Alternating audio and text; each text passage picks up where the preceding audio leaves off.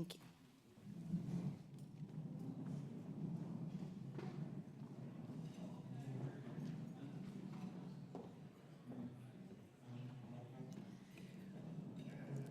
Today we have a room full of guests, and with a list as long as we have today, we're going to ask all the guests to stand, please, and we can recognize you.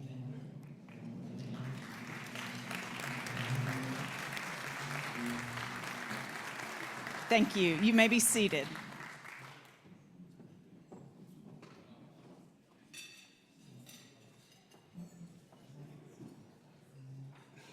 Thank you, Amy and Kim, as well as our greeters this morning. Danielle Colley, Rick Fleetwood, and Mary Lackey, thank you all for the smiling faces up front.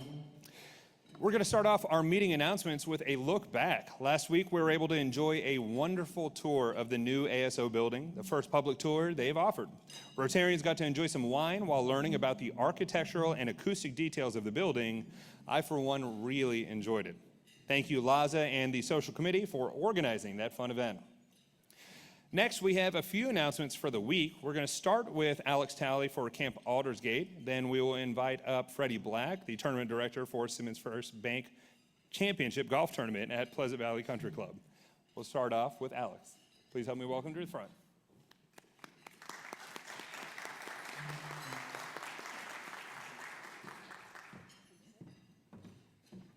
Good afternoon, Rotarians.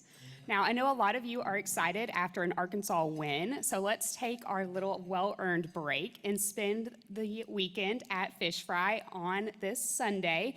We're really excited. Every table should have a flyer. One side will have ticket sales. The other side will have volunteer opportunities. We would love for you to join us. We're really excited that the weather is looking perfect. If you would rather buy physical tickets, you can come see me. We've got Bobby up here in the front, and Sonia is here in the room somewhere, back here in this back corner. Please come join us. We're looking forward to it. Thank you.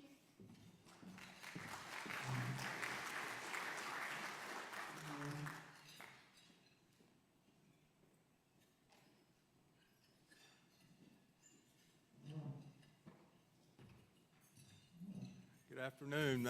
Thank you for the opportunity to be here. Aaron has been worrying me for about a month about coming to Rotary, and so I've been real anxious about it. And then he texted me yesterday and he said, you know, we got a busy schedule. You got 2 minutes.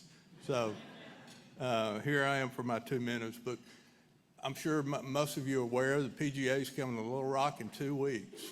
We have the second tournament of a 3-tournament playoff for the Charles Schwab Cup. The top 54 players on the Champions Tour will be here in Little Rock, and the event will be held at Pleasant Valley the 25th, 6th, and 7th. So I'm inviting all of y'all to come out. Tickets are available at SimmonsBankChampionship.com. We've got many of our volunteers that are here today. Almost 900 volunteers will be helping run the tournament this month. So real excited. The Golf Channel is going to be here. Little Rock will be showcased on the Golf Channel for the whole world to see. So it'll be a great thing for our city and a great event for Arkansas. But please come out and join us. We need all the support we can get. The Arkansas Champions Trust is a nonprofit that owns the tournament, so any money made will be reinvested in the community to worthy charities. So I'll hang around after the program. If anybody has any questions, I'll be happy to answer them. Thank you for letting me be here.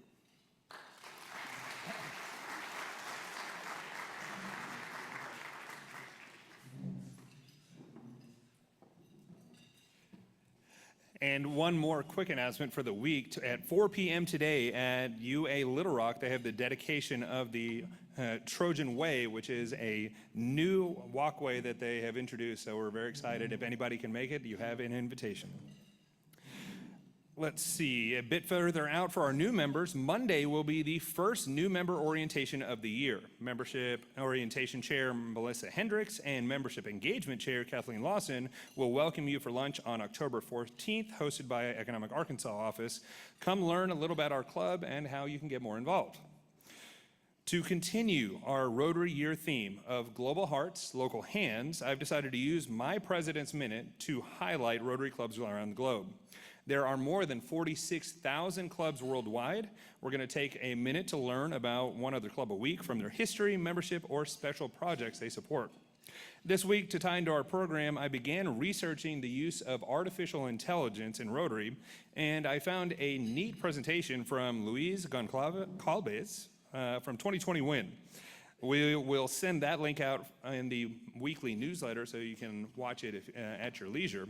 But it allowed me to stumble upon a new-to-me concept within Rotary, since he spoke at the Rotary Club of Innovation, an E-Club. An E-Club is an online-only club that still meets weekly, but the mission statement is to allow members to use their time, talents, professional skills, and energy to improve the lives of people in their local communities and others around the world. I did not know, but there are over 805 E-Clubs worldwide, with 304 of them presented in English every single week. The E-Club of Innovation was founded in 2014 and is based in England.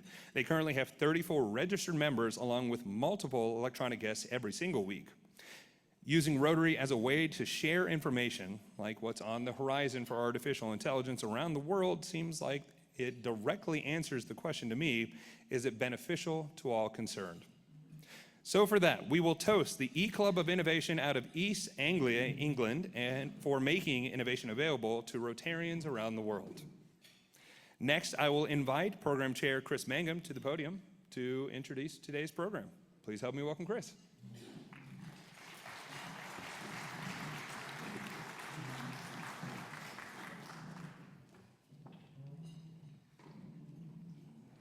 Good afternoon, everyone. Congressman French Hill, a ninth-generation Arkansan and former banker, has represented Arkansas's 2nd Congressional District since 2015. French is also a Club 99 member and a past president of the club. He's here today to share his subject matter expertise on artificial intelligence. Much of his unique insight and perspective comes from his work as a member of the bipartisan Congressional AI Working Group, an initiative formed 4 years ago by members of Congress to focus on the development, regulation, and impact of artificial intelligence technologies. This working group focuses on educating lawmakers about AI, guiding policy development, providing oversight, and fostering innovation, ethical and legal standards, and global cooperation. It also stems from his work on the Congressional AI Task Force, another bipartisan group organized under the House Financial Services Committee, to address the challenges and opportunities presented by AI, particularly in the financial services sector. And of course, French knows the financial services domain quite well. Prior to his first term as a U.S. Congressman, French Hill and a group of investors purchased a small bank in Southeast Arkansas called Delta Trust and Banking Corp.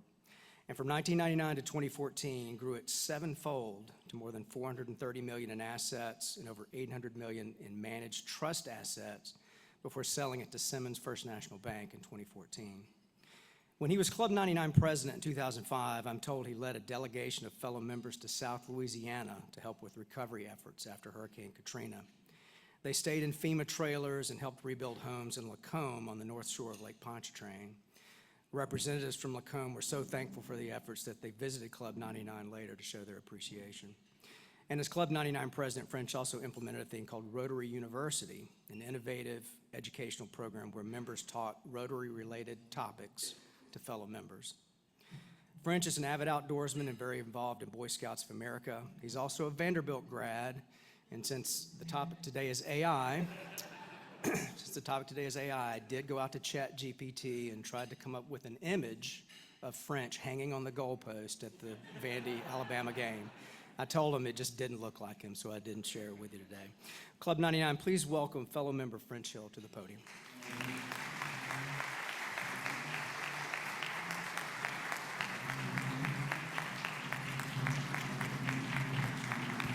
Thank you very much.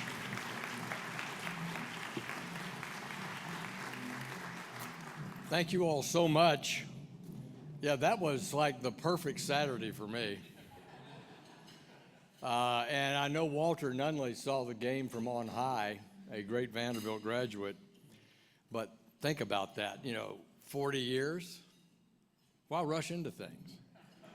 And then if you go to Vanderbilt, who is your least favorite rival? Tennessee.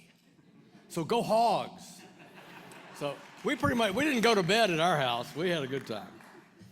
There were no photos of a drunk congressman going down Broadway in Nashville, though, at least from Arkansas.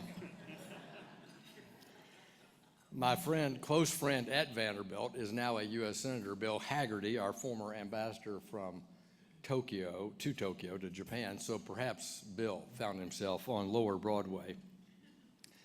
Chris, thanks for the introduction. Thanks for the invitation to be back at my home club. And it's hard to believe that I joined Club 99, I can't even get the words out, 30 years ago in May of 1993. So that's shocking to me. And you referenced Katrina. And this club had one of its best moments in our over 100-year life by the generosity, the money, the energy, the leadership, the love that was shown by this club with the Rotary Club of Covington to help those families on the North Shore of Lake Pontchartrain after Katrina. It just was devastating. And so I'm thinking about all those families in Florida. We had North Carolina we've lived through in the last few days, but you can imagine the anticipation and concern for people in the Tampa Bay and Fort Myers area. And this club, that effort was led by Sam Chafin, a former club president, a former district governor, and Butch Lomax. And to this day, I will always say they set the curve on how to handle a Rotary project and help people. And Althea Ducree, who was one of the friends I made in Lacombe during those trips that Karen and I certainly have a lot of affection for. Althea still, we get a beautiful Christmas card from her. We rebuilt her mom's house, and that's why she was so grateful. And the best part of it is that she sends me her pralines along with that card, and she is a great cook. So, of course, I'm proud that my dad and my grandfather were both members of this club, but it's more important to think about the future, not the past. So Dr. Liza Hill of Birmingham, Alabama, and Payne Hill, now of Washington, D.C., both had fantastic Rotary experiences on their college campuses and in their high school, and I hope that they'll be wearing a red badge in a club somewhere soon. You know, back in 1993, we had singing in this club. Y'all remember that? And we had a very strict but very political navigation of the classification system. But the same marvelous sense of love of Rotary and service above self and affection for each other, and that's exactly what Paul Harris dreamed of 120 years ago. Well, today I want to talk a little bit about what's happening in artificial intelligence, and as Chris said, from my perspective, for 5 years now I've worked in artificial intelligence from a public policy point of view, mostly in the financial services space, but in the last 2 years, very intensively in the national security intelligence space as a member of the Intelligence Committee, and on Hakeem Jeffries and Mike Johnson's bipartisan working group for the whole Congress. So it's been an intensive period. You know, Americans love fads. We follow them in clothing, music, social media, memes, and many other ways in our diverse nation. And often these trends quickly find their way into mainstream investment portfolios, products, consumer preferences, and the political arena in policy debates. And certainly the hot topic du jour right now, whether you're trying to pick an exchange-traded fund or figure out what your company is going to do about it, the hot topic du jour is artificial intelligence. And while interns on Capitol Hill are trying to figure out what to do about it, they frequently go to ChatGPT and they ask about the average IQ of a member of Congress. Don't do that while we're here today. Or, as I've said cynically many times in all of our internal meetings over the last few years, what better group of folks to talk about artificial intelligence? So trying to pick a stock that's a fad is tough, but the explosion of interest in AI and how it's going to impact each of us is absolutely for real. It took the telephone 75 years to reach 100 million users. It took the mobile phone, the cell phone, 16 years to reach 100 million users. It took Web 1, meaning you getting your dial-up AOL account, 7 years to get 100 million people using it. It took TikTok, which I advise you not to use, don't put on Wi-Fi and don't have on your phone, but that's your business. It took it 9 months to reach 100 million users. But it took ChatGPT 2 months to reach 100 million users. So AI, curiosity about AI, how AI can help us do our work better and more successfully is more than a fad. It's a valid trend across society. And it's got enormous potential of improving our daily lives at work, at play, at home, in complex decision-making, just to name a few. For business, it can enhance revenue generation by identifying and attracting new customers with better priced products or services. And in the back of the house, it can really improve our efforts to cut costs, fight fraud, and encourage and enhance regulatory compliance. Just last August, in this club, we had a fantastic panel that I got to listen to with Steve Stracely and Nancy Russo talking about what they thought about AI in the classroom. And it was like, it just hit them like a ton of bricks in the last school year about coaching their teachers. Is this paper written with ChatGPT, or did they write it? Is it footnoted? And they talked about all their struggles with that. And in July, I wrote an op-ed in the Democrat Gazette on this same topic about how powerful I think AI will be to improving education outcomes in our state, and you can find that out on my website. Forgetting my sarcastic comment about congressional AIs, we are very engaged in Congress in identifying the ways to maximize those benefits associated with rapidly evolving and growing technology in AI and minimize the consumer and commercial risks and concern. The House Financial Services Committee has been tracking this really literally for the last 5 years. Back in 2019, I represented the Republicans on 2 task forces in the financial industry, one on AI and one on fintech generally. And then in this Congress, I chair that working group for fintech on AI in the House Financial Services Committee. And as I said, 2 other things have broadened my perspective on it outside the financial industry by serving on Mike Johnson's working group and this intensive effort I'm in as a member of the House Intelligence Committee on how does AI impact America's national defense posture vis-a-vis state and non-state actors out around the world. I thought I'd give you some food for thought about the intersection of AI also and how it's impacting what I call Web 3, which is the future use of blockchains and writing operating systems on a blockchain as a way to change how we do really almost everything in our society. And these 2 items are going to have a confluence that I believe offers incredible economic opportunities for our country as the leading technology country in the world. And we've always got to move forward. We can't change events. I've always been pro-technology in my career over the last 40 years and trying to use it in a cutting-edge way. But you can manage your own behavior around rapidly changing technologies, and that's up to you. And that's why I think discussions like this are important. Fear is a typical feeling around AI. You heard it with the longshoremen last week in their very short strike. That wasn't in the news items, but if you went and looked at the news coverage of it, you could see that the longshoremen were saying, don't replace us with robots, don't replace us with AI on their placards. So fear is a typical issue. And that causes people maybe to run away from something, freeze up, not try to deal with it. But you've got to do better. You can't channel your inner Luddite when it comes to important technological advances. Let's say, for example, in the early 90s, if Congress had taken that point of view of sort of, oh my gosh, we don't know what to do about the internet. You know, people can find pornography on the internet. We need to shut this thing down. But Congress in 1996 and the Clinton administration chose a completely different approach, which was to say, look, we're not going to tax the internet or put the internet out of business by regulation. We're going to let the internet thrive as an open system available to all, and we're going to tax and regulate what people do on it.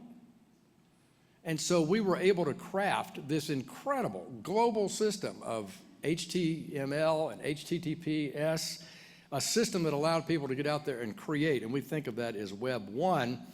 And if you hadn't done that, and if we hadn't passed the Telecommunications Act, which I know has challenges now on the censorship issue for social media, you wouldn't have gotten Altel. Altel would not have been created here. You would not have the power you have in your pocket on a smartphone. And so that's the power of being open-minded about technology but being careful about it at the same time. So we did not have that Luddite response in '96. Chris Cox, then a member of Congress from Los Angeles area, led the effort to say that it would be an open internet, it would be available to all, that Congress would not try to regulate the internet itself, but we would monitor what people did on it in business. So we've written laws since then about, dealing with pornography and kids on the internet. But there were people in Congress then who wanted to block that. Like, we want Congress to regulate that and have government stop it. Or stop the Nigerian prince that had been faxing your office and asking you to send money, to not let that person email you to do it. But you can't put a rock on top of technology and hold it down or hope it doesn't advance. That's not the way society works. So I think Cox had it right back in the 90s. I think our country is far better off, our world is better off with the extraordinary economic advances, with that amazing computing power that you now carry around in your pocket. But 3 days later, we're at a new inflection point, and that is what I say, moving to Web 3, which is a blockchain issue, and the advance of AI. So let's look at some of these issues. In Europe, they're proposing to regulate AI. Like, they'll approve an algorithm being used. They will approve the machine learning process. They will approve the data set on which that machine learning is taking place. And this is very typical of how Europe regulates. If some of you work in businesses connected to that, we see it in financial services all the time. You see it in climate-related legislation and regulation. It's put a rock on top. But that doesn't reflect the real world, so I don't believe that European approach is the right way to do. This technology is changing too fast for regulators to try to manage it. So for my current service on our committees, I think we have to have some guiding principles, and I want to outline those for you. First, let's recognize that we want to do no harm. We want to have technology advance. We want people to experiment. So we ought to recognize that the AI, the idea of artificial intelligence and using it, is flawed, but it's an emerging technology. It's subject to question, but the ability to experiment and to perfect it is important. And that, yes, there are risks, but there are immense benefits. So that's an important component. We need to let it advance, but be aware of the pros and cons. Second, and I think this is a key guiding principle you'll hear me be very repetitious about, which is that you have, no matter whether it's an internal-facing decision-making effort using artificial intelligence or an external one, you need a human in the loop. And you'll hear that buzzword constantly. And so having a human in the loop and combining that with the fact that no matter how you deploy this for an internal back of the house, as I say, compliance function, or an external client or market expansion, business development function, you've got to be able to go to your compliance officer inside your company, your IT guy, your regulator, if you're federally regulated, your regulator, and show your work. And that's very challenging in machine learning, algorithmic machine learning, to show your work. But you're not escaping your compliance obligation with federal and state law. So if you think about those two principles working together, there's a human in a loop, and you've got to show your work. Those are pretty powerful governors on this system in the American commercial sector. Third, in my view, we've got to foster this Web 3 development where consumers and businesses have an expectation of privacy in their affairs, fully consistent with federal law. But if we have a strict standard there, in my view, we're going to have a better, more competitive world, and Google, Facebook, and these large corporate networks will have a run for their money. if we have a nationwide privacy law, if we have a law that facilitates data ownership so that it's my data, I keep it private, I give it to you for your specific use. It's not resident at a big tech company. It's resident with me. If I've created art, it's not stored out at Google or on Facebook. I've created that art. It's at my node on a blockchain for me to monetize the way I want to do it. And we're going to get there. That's where this nation is headed. And it's one of the answers to the anxiety people have about big tech, lack of competition, and antitrust concerns. Just to repeat, I think we need a nationwide privacy standard that preempts state law that does that. In banking, we have that. It's called Graham-Leach-Bliley, and all the bankers here have it all memorized, and we've had it for 25 years now. But we need that same set of privacy standards across the economy, I think, and that'll facilitate interstate commerce. It'll also facilitate people creating and using a blockchain for creative purposes. On this idea of blockchains, I'm not proposing that we have lax oversight or exempt tokenization of the economy or crypto in any way. I think it ought to be regulated in a fit-for-purpose way. And when you look at how decentralized networks are going to work, they're not the same as the way we operate now. An example, if Mark and I have a business arrangement with each other on a blockchain, and we're going to close a real estate transaction, there may not be a third party in the middle of it. Well, that whole regulatory system is built about intermediation, not disintermediation. And that's why I think this has got so much economic opportunity for citizens, but it also means we need to have fit-for-purpose regulations. I know this is kind of heavy. I think each industry knows how to do that better than the government. So the financial services industry knows how to plan disclosure and propose rules working with their regulators. And that's why I say I think Europe's approach that they're going to try to do a top-down, one-size-fits-all ban on things is not realistic. I think we in our country are much more diverse, and I think that will improve transparency. Next, I think we ought to have the same principles for the government. I think the government needs to have a human in the loop. I think the government needs to see how AI could lower the cost of providing services to the American citizens and do that in a more effective way. And there are a million examples that right now the government is still so incredibly paper-based and wire transfer-based and old school. I mean, it's never made the conversion even to Web 1 in some aspects of the federal government. Government agencies can use AI and blockchain technology, I think, in my judgment, for the benefit of the country. And we have the oversight of that through our appropriations work and our power of oversight. And my final guiding principle is we have to, in the short run, educate all Americans about the potential of intermediate risks of algorithmic shortcomings, including hallucinations, deep fakes, bias in the data, along with faulty and incomplete databases on which training models are run. And so if we put those guiding principles to work, I believe that we'll allow this to get the maximum benefit out of AI and reduce the downside risk to us as consumers, us as business owners, and as citizens. Let's think about the future benefits. In 2017, AlphaZero beat Stockfish. I know all of you chess players know what I'm talking about. This was machine-on-machine chess playing, but it was really chess warfare.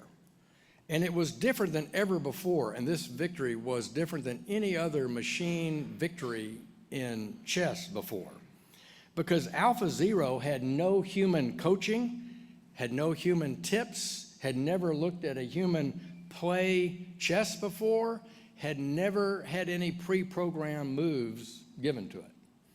The only thing Google did was give them the rules of chess. It gave the machine the rules of chess. And just in 4 hours of playing against itself, it emerged as the world's best chess program. And nobody's beaten it, not a human or anyone else. And that shows you the simplicity of it in the sense that it could anticipate things that no player had ever anticipated. And that is the beauty of AI for us as humans in the loop. And let me mention a couple of other examples. I've spent a lot of time at MIT in the last 2 years because they are our partner at Lincoln Labs and at the main campus of MIT and advising Congress on artificial intelligence and quantum computing. And so we meet with their professors on a regular basis looking at their research that they're doing on that campus.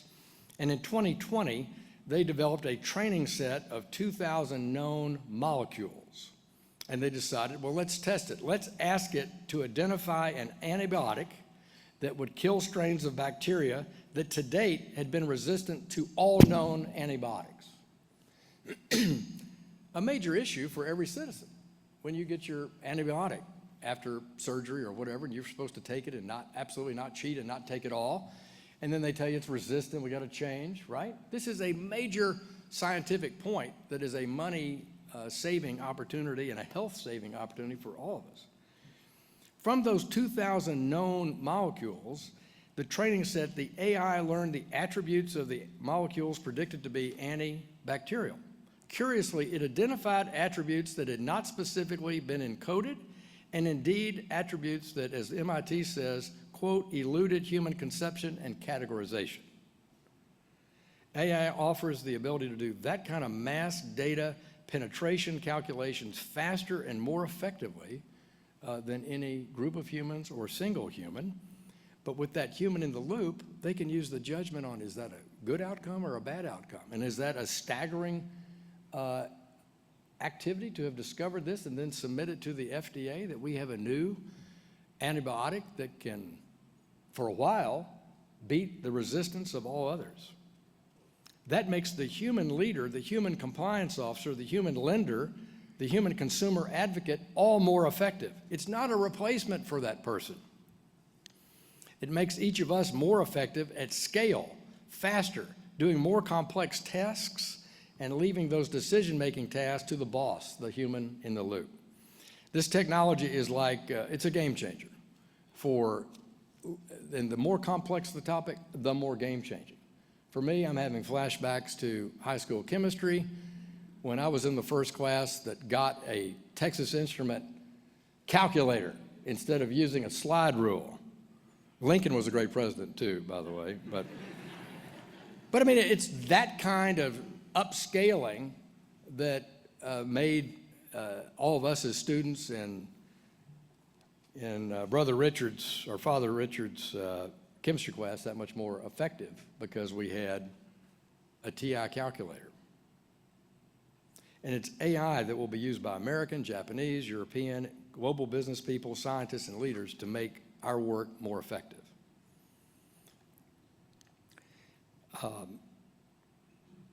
Tokenization and blockchain. Here's another good example of that. Franklin Templeton, that's a household name in finance. They do mutual funds. They do money market funds. They're one of the first mainstream financial companies to tokenize their money market fund. So this is the money market fund that somebody has attached to their brokerage account. And when they tokenized it, meaning when you debit the bank and credit $1 in the Benji money market fund, it's all on a blockchain. All those transactions are on blockchain. Your investment, you've bought a token with those dollars you took out of the bank and bought the money market fund. They found it cut their cost of compliance and their daily operations in half. That's a big number. Their paperwork compliance on having an SEC money market fund, cut in half. They now can take those transactions 7 days a week. They're not just open during brokers' hours. And they're now able to offer the Benji money market account to people at a lower account size than they would have normally because it's cheaper. So it is an inclusive thing for them to be able to compete with other companies that are trying to broaden the reach of financial savings and investment expertise, like Robinhood, for example. Investors gain the advantage of digital assets on a blockchain in this instance without having to worry about crypto assets or what that even means, but it shows you the benefit of a blockchain in a conventional way to cut costs and deliver a lower cost product to the company offering it.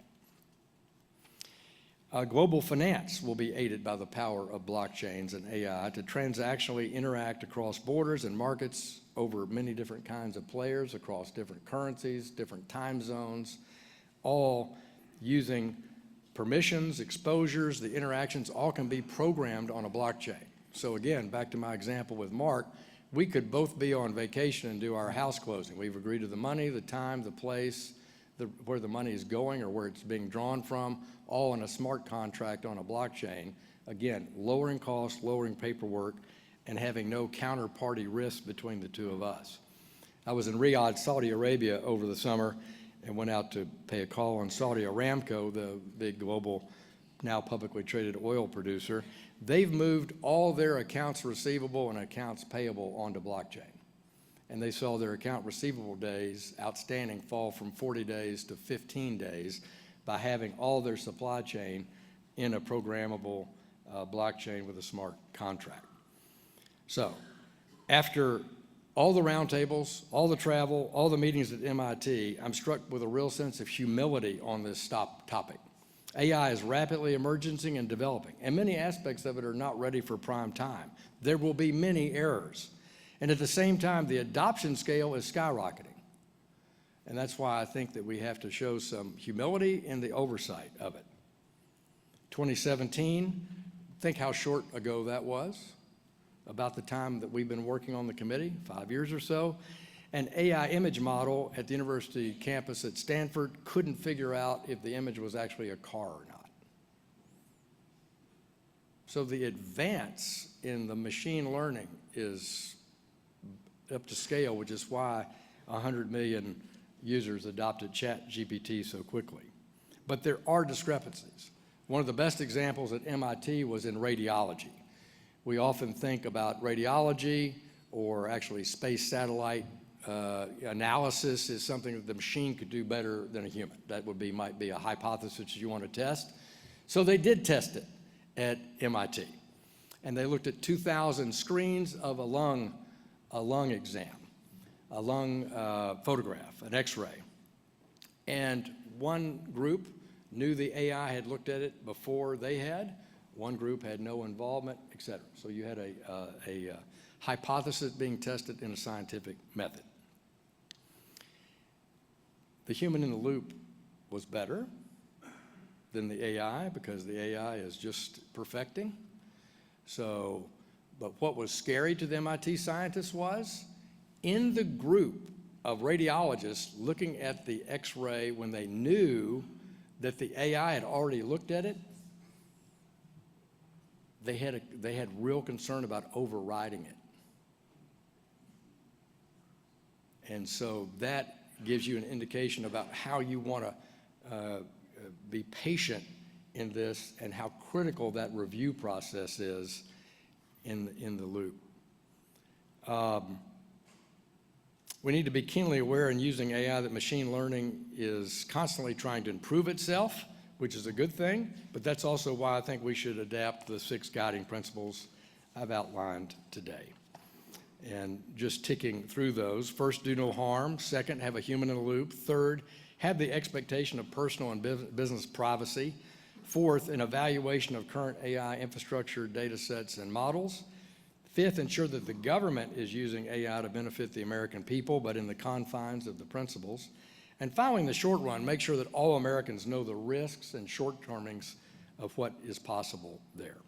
So we hope that you'll stay in touch with us. You can go and find our work on the House website on the AI Working Group, and we've published a report in the financial services industry in the House Financial Services Committee. We welcome feedback from that as well. I'd be happy to try to answer questions, Chris, and thanks for having me today.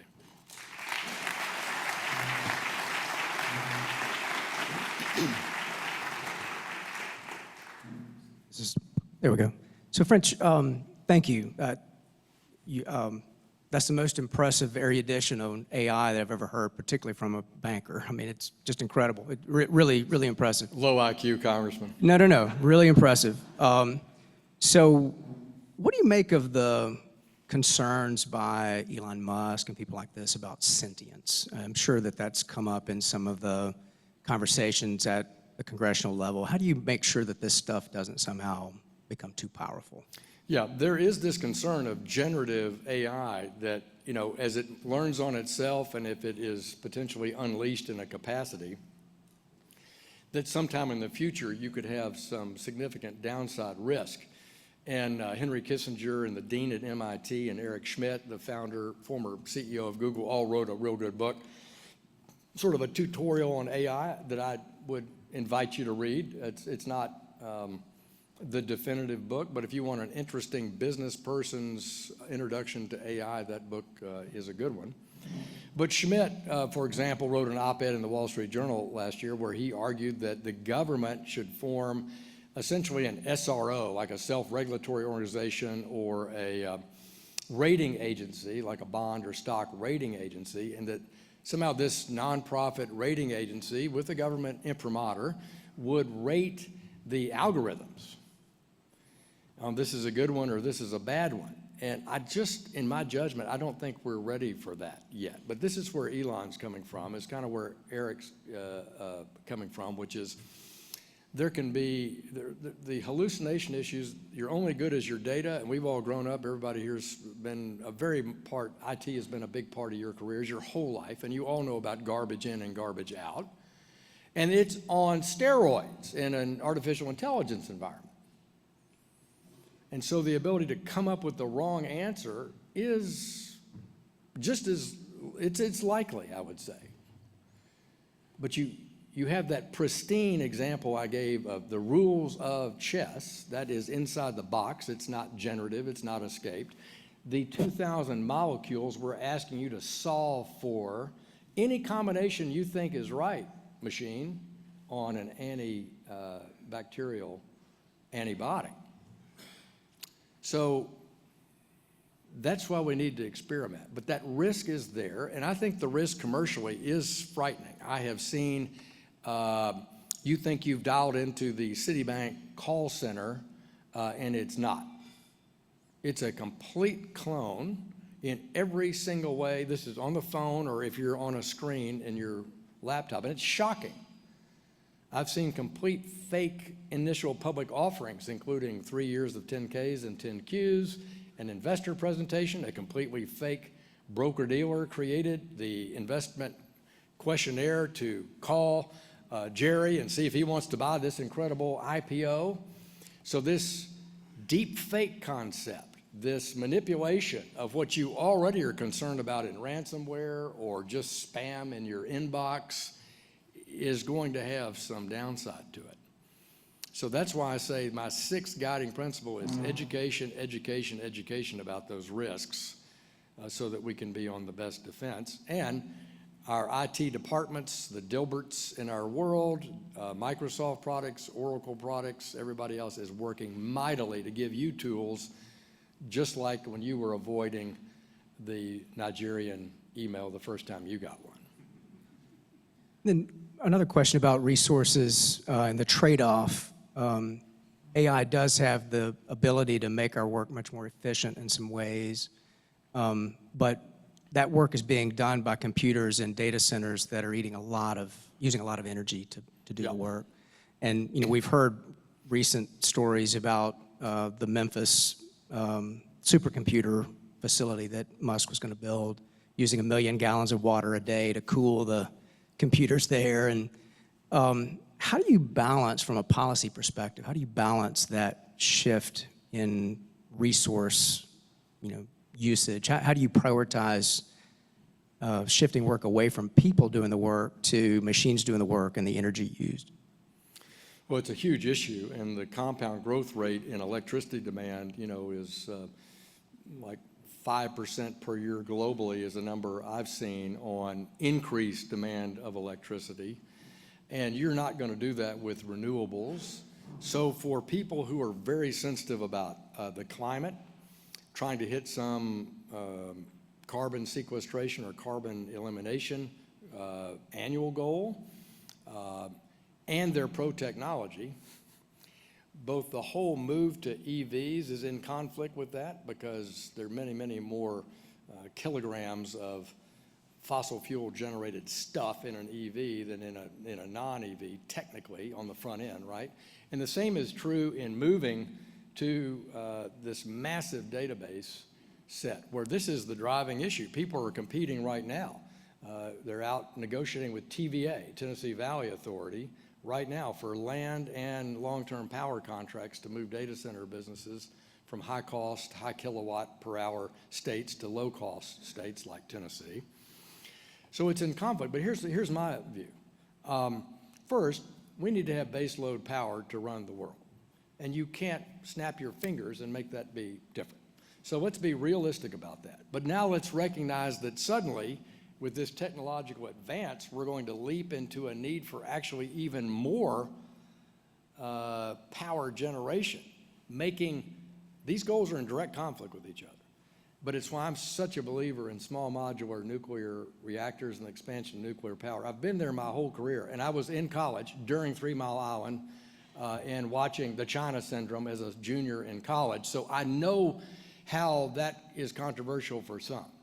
But if you want ultimate, mobile, select, custom designed, carbon-free power that has no residual, because the new nuclear engineering does not have a waste product like we have in these reactors at Russellville and elsewhere.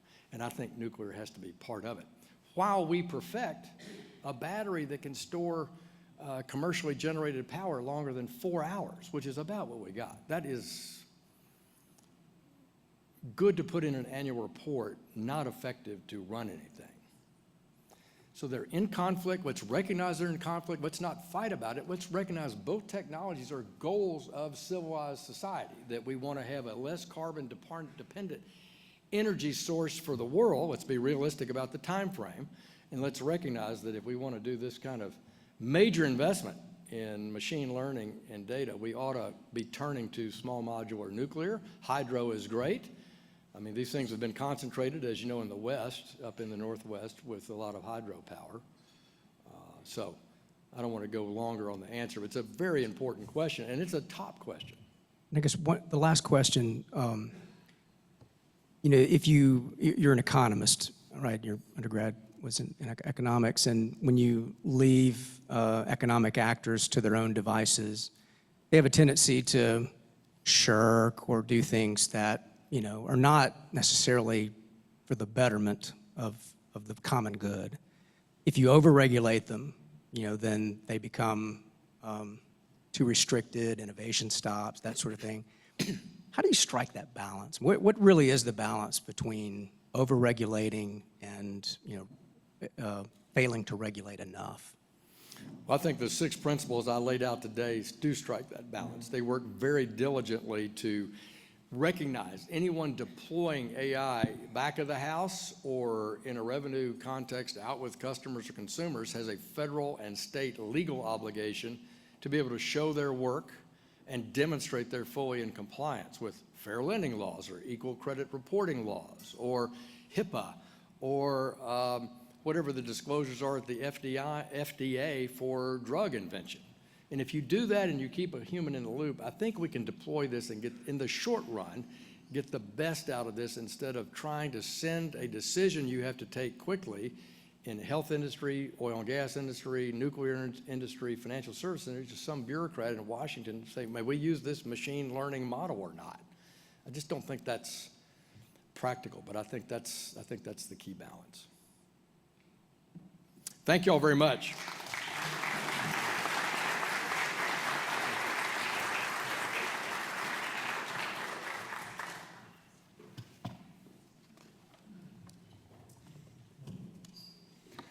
Thank you, Past President French, for the wonderful insights into artificial intelligence, and for your continued engagement with our club. I'm going to take a quick aside here and just say we've received many letters of thanks from Michaela and Salohi. They were our Oppenheimer students from Madagascar. They very particularly appreciated a wonderful tour of Washington, D.C., organized by French's office. Thank you for continuing that tradition for our students. As a thank you to our presenters, we have commissioned local Arkansan Sage Holland, a master bead maker out of Mountain Home, Arkansas, to make a commemorative bead representing our Rotary Year theme of global hearts and local hands. I hope it can find space among the many speakers' gifts you have collected over the years. Next Tuesday, we will hear from author John Kirk speaking on his book, Winthrop Rockefeller, From New Yorker to Arkansas. With that, we are adjourned. We'll see you next week.